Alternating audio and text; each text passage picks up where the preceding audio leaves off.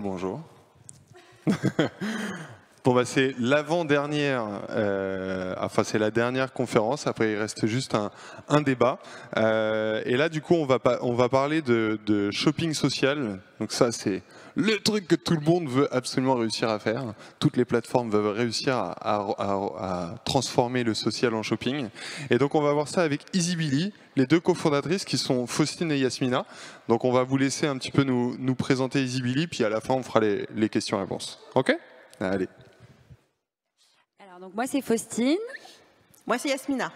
Voilà, donc on est les cofondatrices d'Easybilly.fr, qui est une marketplace dédiée à la puériculture et l'enfant, qu'on a lancée en septembre dernier, en version Friends and Family, et officiellement en janvier 2023.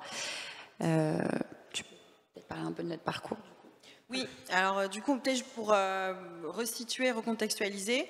Alors nous, on vient du monde du digital. On était acheteuses et chefs de produits pendant 10 et 12 ans dans des pure players américains et français. Et en plus de ça, on se connaît bien puisqu'on s'est suivis dans les boîtes dans lesquelles on a travaillé. On a été binômes très longtemps. C'est dans le secteur de la mode. Et en fait, on travaillait vraiment très bien ensemble. Voilà, et on a un parcours assez similaire au niveau des études. On a fait l'école de commerce. Voilà, donc voilà, on vient pas, en gros, on vient pas de nulle part. C'est pas un hasard si derrière on a créé Easybilly. Voilà, et donc en 2021, on est devenu maman un petit peu avant, mais on pensait à quelque chose, on est devenu maman et donc on discutait pas mal, on était toutes les deux dans notre ancienne boîte chez Groupon. Je pense que vous connaissez tous. Et on s'est dit que finalement, on avait... nous, quand on est devenu maman, on a eu du mal à trouver un site, en tout cas une offre en ligne, une plateforme qui agrège tous les besoins de l'enfant et qui nous parle à nous, génération millennials, maman millennials, donc de respectivement 32 et 36 ans. On n'a pas trouvé finalement ce qu'on voulait sur Internet en tout cas. On trouvait que le marché était vieillissant, poussiéreux. C'est vrai que le marché de l'enfant au global, je parle retail et en ligne, c'est un marché qui reprend des codes qui finalement font écho à nos parents et qui a pas beaucoup évolué dans sa communication, dans sa proposition aussi en termes d'expérience utilisateur en ligne. Il y avait pas mal de choses à revoir et on s'est dit tiens, on va donner un grand coup de pied dans la fourmilière et on va dépoussiérer tout ça. Et donc on s'est dit on va travailler sur un projet de création de marketplace. Puisque la marketplace, c'est aussi un créneau qui est très en vogue, à la fois sur la partie business model, parce que c'est un business model qui est ultra flexible, qui permet d'agréger tout de suite beaucoup d'offres. C'est vrai que quand on part de rien, quand on est sur fonds propres, il faut aller chercher le stock. Quand on crée un site en ligne, c'est beaucoup d'argent, c'est de la valeur, le stock. Donc là, c'est vrai qu'on s'est dit, on va partir sur un business model marketplace. Et donc, la raison pour laquelle on a choisi ce business model, c'est aussi parce que les marques, nous on l'a vu dans nos précédentes expériences, elles prennent ce virage depuis 4-5 ans. Elles délèguent à la marketplace pour éviter aussi d'avoir à porter cet écosystème de distribution et de se dire on délègue ça à quelqu'un qui le fait très bien, mieux que nous d'ailleurs, et ça nous permet aussi de maximiser notre visibilité en ligne et puis forcément d'augmenter notre chiffre d'affaires puisqu'on a un canal supplémentaire. Alors, par rapport au positionnement aussi, c'est vrai que nous, de par nos expériences, on avait pas mal de feedback de marques avec lesquelles on travaillait, donc des grosses marques, des revendeurs, etc. Et aussi, on rencontrait des plus petites marques hyper intéressantes, qui avaient une vraie valeur ajoutée, qui avaient quelque chose à dire. Elles avaient un storytelling, c'est des produits innovants.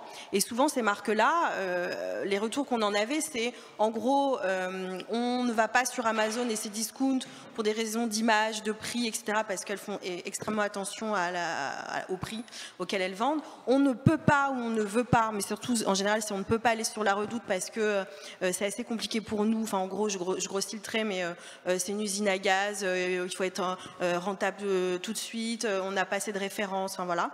Et en fait, on se disait, mais c'est quand même assez fou parce que toutes ces marques-là qui émergent depuis plusieurs années, elles ont des choses à dire. Je pense qu'elles peuvent rencontrer leur public. mais elles n'ont pas de plateforme. Et c'est vrai que du coup, c'est aussi par rapport au secteur de l'enfance, on se dit c'est quand même assez dommage que ces marques-là n'aient pas justement une plateforme qui pourrait leur permettre en fait d'avoir, de pouvoir être présente. Et en fait, la marketplace, nous on y croit beaucoup, déjà parce qu'on a travaillé dedans, on connaît un peu on en a fait plusieurs, on connaît un peu comment ça fonctionne. Mais c'est surtout que ces marques-là, elles avaient vraiment ce besoin et ces demandes depuis plusieurs années de gérer leur canal de distribution, de gérer leur prix, de gérer leur assortiment, de choisir là où ce qu'elles voulaient vendre et où, de choisir aussi, de gérer aussi la partie logistique, service client, satisfaction client, parce que finalement derrière c'est leurs produits qu'elles vendent, et on se disait mais c'est quand même assez fou qu'il n'y ait pas ces plateformes là, donc c'est pour ça aussi qu'on a créé Easybilly. C'est venu assez rapidement là-dessus, et c'est vrai que voilà, la marketplace c'est un modèle qui est flexible pour ça, et on y croit beaucoup. On pense que ces marques-là, en général, quand on onboard, parce qu'on onboard pas mal de marques, on parle avec beaucoup de marques, elles ont un peu le discours en disant, mais en gros, on attendait depuis longtemps une plateforme comme vous, sur laquelle on sera à l'aise d'aller parce qu'on ne sera pas mélangé avec un canapé et un frigo. Et à côté de ça, une offre aussi où on pourra gérer l'assortiment et les prix, et vous n'allez pas nous péter les prix, j'exagère, mais vous n'allez pas nous mettre en solde tous les 15 jours, quoi. Voilà. Et du coup, sur l'enfant, il faut savoir que nous, quand on s'est lancé, aujourd'hui, il y a une marketplace qui est en train de prendre le lead, mais nous, on va dire qu'on est sur un autre créneau parce que c'est seulement une app. C'est une app qui s'appelle Ridou, qui est en train de connaître des belles heures. Mais voilà, ils sont arrivés un peu après nous. Et en fait, il n'y avait pas de marketplace pour enfants. La seule qui existait, c'est une marketplace qui s'appelle Bébé au naturel, mais qui est très niche et qui est centrée quand même sur, qui a une stratégie très éco-responsable, développement durable, bio. Alors nous, voilà, c'est quelque chose qui est très important pour nous, mais c'est pas notre cœur de cible et c'est pas notre cheval de bataille. Nous, on avait envie de tailler dans la masse et de proposer quelque chose qui soit une offre exhaustive. Alors avec beaucoup de suivi, hein. On va choisir nos partenaires, on est hyper vigilante sur la traçabilité des produits. L'idée, c'est vraiment d'avoir un positionnement qui soit pas premium, mais quand même un peu trendy. On va aller chercher des marques pépites qu'on voit pas partout, qui gagnent à être connues. Mais on est quand même sur quelque chose qui reste accessible en termes de prix. Voilà. Et donc, du coup, on a lancé Easybilly avec un positionnement un peu différenciant qui, je pense, quand on va quand on arrive, il y avait la home du site là tout à l'heure, qui tout de suite saute aux yeux, c'est qu'on avait envie, donc, comme je disais tout à l'heure, de répondre aux nouvelles attentes des parents, à savoir de leur parler un langage qu'ils comprennent. Et donc pour ça, on a eu envie aussi de désacraliser un peu la maternité, la parentalité, essayer de parler vrai, de parler cru, d'avoir un positionnement qui soit un peu cash, urbain, quelque chose qui vraiment nous ressemble. On s'adresse à une clientèle qui est citadine globalement, donc à des parents qui sortent, qui ont une vie active, qui mènent tout de front. Aujourd'hui, on sait que la plupart des mamans travaillent, donc l'idée c'était vraiment de s'adresser aux parents qui vivent dans une société qui a évolué. Notamment par rapport aux modèles familiaux aussi. Nos valeurs, c'est vraiment l'inclusion, la diversité. On avait envie de représenter tous les ethnies possibles, tous les modèles familiaux pour fitter finalement avec les parents d'aujourd'hui. Voilà. Et donc on en vient du coup à l'idée de plateforme de shopping social. Ce qu'on s'est dit avec Yasmina sur l'enfant, c'est qu'il manquait clairement d'écosystèmes qui permettent d'accompagner le parent tout au long de l'expérience d'achat, tout au long de l'acte d'achat. Aujourd'hui, vous avez des prescripteurs qui sont présents sur les réseaux sociaux et qui vont vous apporter de l'aide des conseils et des tutos, des choses qui vont permettre de vous faire une idée, mais on n'a pas les deux qui sont liés. C'est-à-dire qu'il n'y a pas de synergie entre les influenceurs qui sont d'un côté et le e-commerçant qui est de l'autre. Et donc nous, on avait envie de faire un peu les deux et de se dire qu'à terme, on allait devenir aussi un peu un média et qu'on allait apporter quelque chose de supplémentaire aux parents à savoir des conseils, une expertise, des conseils d'experts, des tutos qui soient reliés aux fiches produits, un chat communautaire qui permette à nos clients de devenir prescripteurs. Tout ça, c'est le concept de shopping social sur lequel on va revenir un peu plus tard. Mais voilà, ça c'est un peu l'idée, c'est notre positionnement et c'est la raison pour laquelle on est là aujourd'hui. C'est à toi. Du coup, par rapport au fait de revenir sur la genèse, on voulait faire un court résumé de comment on en est arrivé là aussi. Nous, bon, ça fait déjà 2 ans qu'on est dessus. Hein. On a lancé le site officiellement en janvier, mais ça fait 2 ans qu'on est dessus. C'est vrai qu'il y a eu plusieurs phases. Il y a eu la phase du benchmark pour savoir avec qui on va travailler sur la solution technique, la partie back-office tout simplement. Ça a été la phase qui nous a pris le plus de temps. C'est vrai qu'on a benchmarké, alors finalement on s'est rendu compte qu'il n'y avait pas non plus 10 000 solutions, on cherchait du SaaS, parce que bon, voilà, c'était plus dans nos budgets. Mais finalement, il n'y avait pas 10 000 solutions qui proposaient de la marketplace B2C, parce qu'on est sur du B2C. Et voilà, on a rencontré 5 ou 6 entreprises, mais c'est vrai qu'on avait un cahier des charges. Mine de rien, on s'est rendu compte qu'il était plutôt complet et exigeant. Et c'est vrai que voilà, comme on a de l'ambition et comme on a l'habitude aussi de marketplace, il y avait des fonctionnalités qu'on voulait absolument, parce qu'on se disait, mais sans ça, par exemple, que ce soit le panier multivendeur, pour nous c'était la base. Je sais qu'il y en a plein, il y a des marketplaces qui ne le proposent pas. Voilà, c'est ce genre de détails, mais qui pour nous était évident et il fallait absolument qu'on puisse avoir ces fonctionnalités-là. Donc voilà, donc finalement ça a pris plusieurs mois, mais on est tombé d'accord sur une solution. Donc là, aujourd'hui, on travaille avec Origami. Voilà. Donc ça, c'est une phase qui nous a pris entre le moment, forcément, on contractualise, etc. Ça nous a pris au moins, je crois, 1 an entre le moment où on se parle et le moment où vraiment on lance le site, on va dire en version Friends and Family. Donc voilà, ça c'était assez complexe, notamment la phase de recettage et projet. Ça a été lourd. C'est vrai que nous on est des commerciales, on est des acheteuses, donc on a appris énormément. On était aussi accompagnés quand même avec quelqu'un, mais c'est vrai que ça a été une des phases les plus complexes. Et la deuxième phase, voilà, ça a été surtout la partie front, mine de rien, parce qu'eux ils ne gèrent pas le front, ils gèrent uniquement donc la solution, enfin voilà, le back-office. Et sur le front, quand nous on se disait, bah voilà, il suffit de prendre un prestat, il faut savoir qu'on est sur PrestaShop, il suffit de prendre un prestat et ça va aller vite. Et en fait, template surtout. Et voilà. Et en fait, malheureusement, on a été un peu restreinte par un template.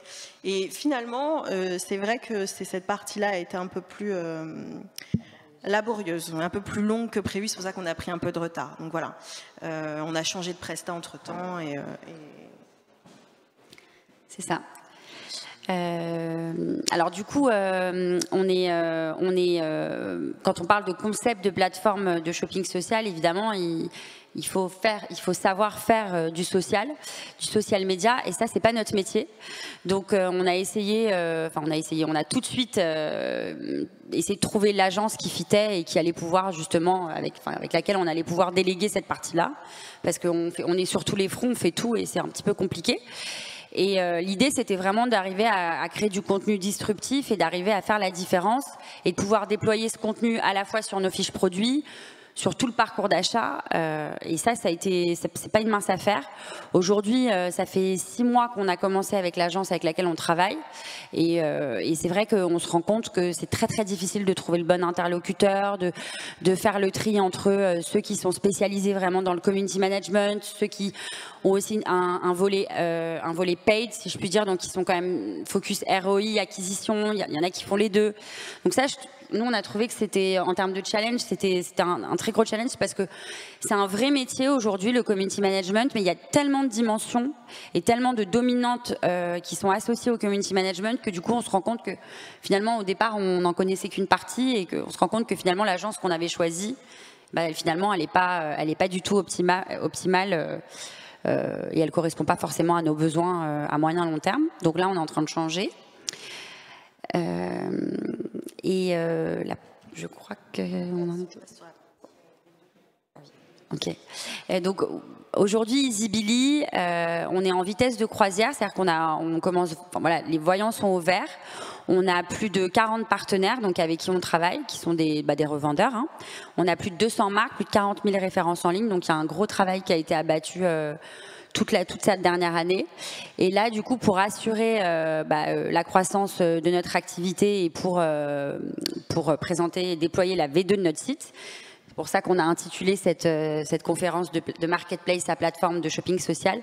On est en train de travailler sur une levée de fonds qui est donc le gros challenge de cette année. Et qui va nous permettre donc de coller à cette stratégie de plateforme de shopping social qui va nous permettre de dérouler toute la partie contenu, ce qui est très très dur à faire aujourd'hui parce que ça demande beaucoup de ressources financières.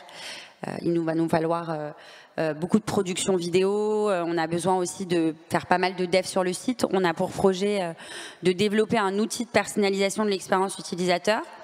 Donc c'est une sorte de vendeur intelligent qui va finalement pallier au manque de vendeurs en magasin et qui va permettre aux parents en fonction d'un questionnaire avec dans lequel il va compléter à l'entrée du site ses informations, ses habitudes de consommation. Il va y avoir à la suite de ça un univers produit qui va lui être auto-populé et qui va permettre en fait de fitter parfaitement à ses besoins en fonction de l'âge de ses enfants, en fonction de ses habitudes de consommation. Voilà, s'il a un ascenseur, s'il n'a pas d'ascenseur, il lui faut une poussette plus petite, plus grande, avec des grosses roues, pas des grosses roues. Enfin, voilà, la maman allaite, elle allaite pas. Donc ça, c'est vraiment quelque chose qui va venir s'ancrer dans l'expérience sociale, puisque cet outil va vraiment permettre de fitter au plus près aux besoins du consommateur. Voilà, donc ça c'est la V2 du site qui est prévue normalement en début d'année prochaine. Pour l'instant, on est en train de travailler sur une levée de fonds et voilà, on attend de voir ce que ça nous réserve. Je ne sais pas si Yas, tu as des choses à rajouter.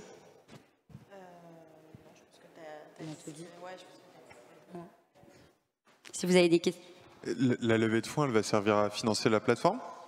Elle va servir à financer la V2 et les ressources aussi humaines dont on a besoin pour accélérer les choses sur la partie onboarding, sur la partie dev. Voilà, on a vraiment besoin d'embaucher, donc acquisition. Aujourd'hui, c'est combien de nouveaux clients tous les mois ? Combien de quoi, pardon ? Combien de nouveaux clients ? Alors là, on est en ligne officiellement depuis janvier.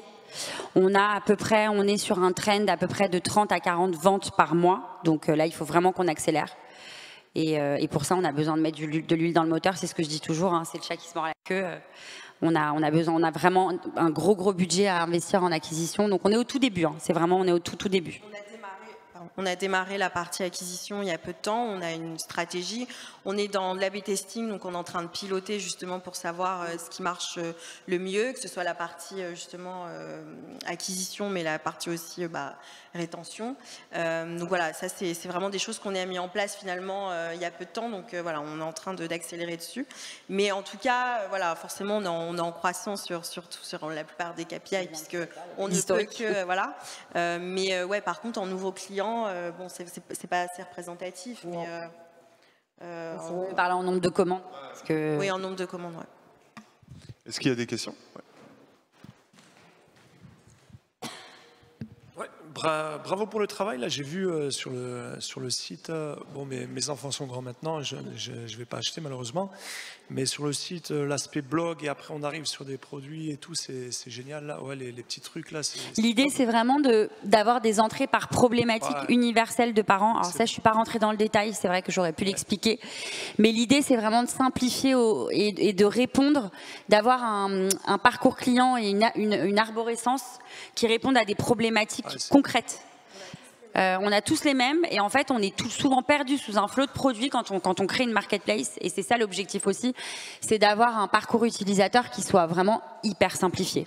Et donc là on y a été franco, voilà, c'est des mots, c'est du wording hyper particulier, hyper spécifique. On a tous les mêmes problématiques, que ce soit pour qu'il aille au pot. Donc le but derrière, par exemple, c'est de mettre une sélection avec des produits qu'on ne voit pas partout innovants, qui vont répondre à cette problématique, que ce soit la diversification alimentaire. En fait, on a tous les mêmes problèmes en tant que parents. Et on se dit, c'est quand même dommage. Alors, ok, on a des entrées par catégorie standard, mais c'est quand même dommage de ne pas faire des entrées par problématique, puisqu'on a tous les mêmes. Donc, c'est aussi l'idée d'Easybily, c'est qu'on puisse répondre à ça via l'expérience utilisateur. Nickel. Et du coup, j'ai perdu ma question. Mais non, alors moi, je suis fan justement des nouveaux projets. Et aujourd'hui, quelle est votre stratégie d'acquisition? On sait très bien que le SEO, ça va prendre 6, 7, 8 mois. Aujourd'hui, c'est quoi? Facebook Ads, Instagram, c'est...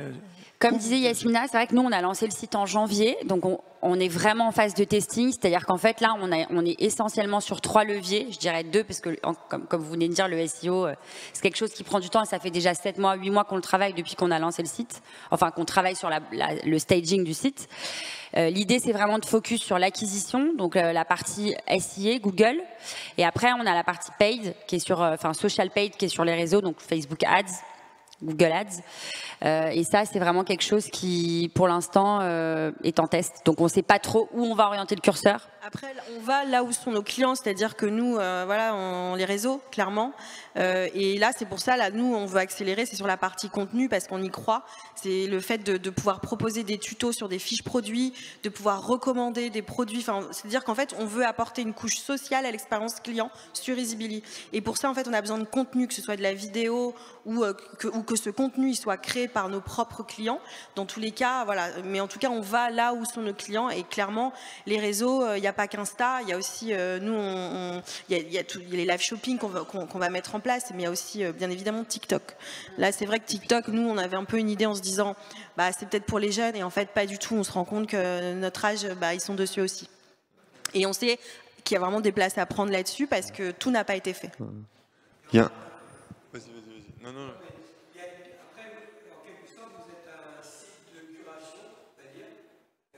Oui, bien sûr, oui. Tout à fait. Tout à fait.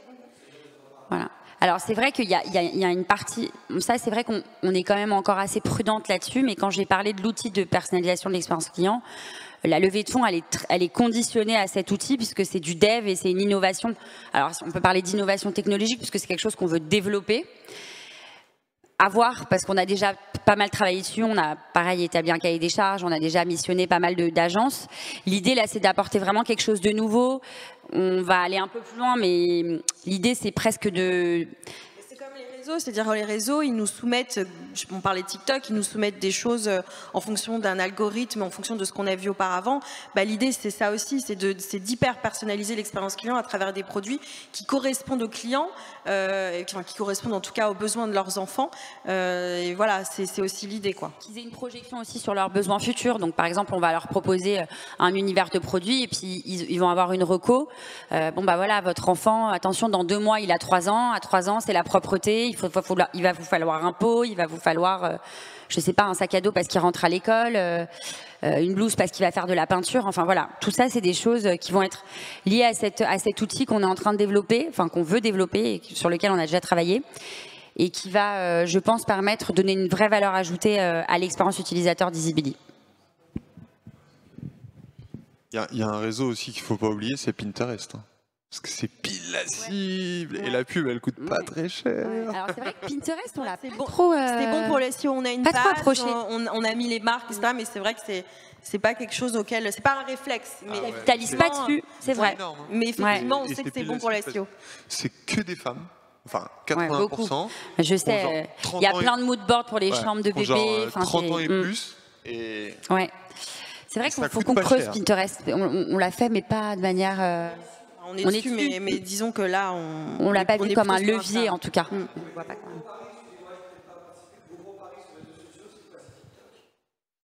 C'est Instagram, en premier lieu, parce qu'il faut dire, les mamans, c'est quand même Instagram. Aujourd'hui, les grosses communautés de notre âge. Instamum, qu'elles soient parfaites, non parfaites, c'est sur les réseaux. Oui, je dis ça parce que nous, c'est quelque chose qui nous agace. Et on a créé Easybily aussi pour dire stop à ça. Pour dire la vérité, en fait. En fait, on est maman et pareil pour les papas. Je veux dire, la parentalité, c'est quelque chose qui est non, mais c'est merveilleux d'être parent, on va pas dire le contraire, mais c'est quand même difficile, quoi. On est en plein dedans et franchement, c'est hard. Les images d'Instagram avec la famille parfaite, et les enfants, ils n'ont aucune tache sur des t-shirts blancs. Et en fait, c'est vrai que ça nous fait sourire. On se dit, mais c'est absolument pas la réalité. Et en fait, nous, on a besoin justement d'une destination shopping où on nous dit la vérité parce que voilà, c'est quand même beaucoup plus réaliste. Mais c'est voilà, ça. Et c'est vrai que quand vous regardez un Vert Baudet, un La Redoute, enfin, c'est pas sympa, je donne des noms, mais voilà, des mastodontes de l'enfant, la communication, elle est rodée, plus que rodée. On s'adresse toujours de la même manière à un public qui est toujours le même, avec toujours des mamans hyper parfaites, hyper élancées. Elles viennent d'accoucher, elles font un 34. Les enfants, c'est toujours les mêmes qui sont représentés, des petits blonds, des petits bambins. Enfin, on n'est pas dans la réalité, quoi. Et ça nous gênait. Voilà. C'est trop cool qu'il y ait une alternative. Et c'est bien qu'ils aient existé. Sinon, s'ils avaient déjà fait bien le travail, vous n'auriez pas lancé votre projet. Exactement. Donc ça joue beaucoup. Est-ce qu'il y a d'autres questions? Bon, bah, de toute façon, vous pouvez aller discuter avec elle, vous restez un petit peu. Oui, bien sûr. Comme ça, si vous avez des questions, vous pouvez les poser en privé. On vous souhaite méga force. Merci. Pour cette levée et pour cette aventure. Parce que même si la levée ne se fait pas, il faut que l'aventure elle continue. Et donc on vous souhaite plein de bonnes choses, plein de réussites. Et puis peut-être dans 2-3 ans de nouveau ici pour nous raconter comment on a fait de 0 à 20 millions. Bah, merci beaucoup. On se retrouve dans quelques minutes là pour le débat de fin, de clôture de la journée.